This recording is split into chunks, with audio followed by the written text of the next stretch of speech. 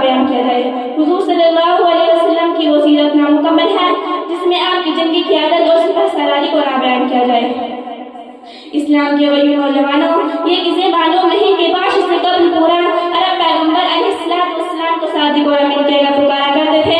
ہر خاندان اور ہر قبیلے والوں کے نزدیک آپ کی بے پناہ عزت تھی، آپ کا ایک مقام تھا، ذرے ذرے کو بھی آپ سے محبت اور پیار تھا۔ لیکن جب اسلام فاران کی چوٹیوں سے نمودار ہوا اور تاجدار بطخہ نے توحید کا اعلان کیا تو تمام مشرکین عرب آپ کے مخالف ہو گئے، اپنے پرائے بن گئے، دوست دشمن ہو گئے، ہر طرف دشمنی کی آگ بھڑک گئی۔ اور پھر کیا تھا؟ ظلم کا سیلاب بن پڑا، آپ کو اور آپ کی رسالت کے اقرار کرنے والوں کو طرح طرح کی اذیتیں دی جانے لگی۔ صحابہ پر ظلم و ستم کا پہاڑ توڑ جانے لگا، اور مصیبت و بلیت کا وہ تیز تن طوفان اٹھا کے انسانیت کانپ اٹھی تھی۔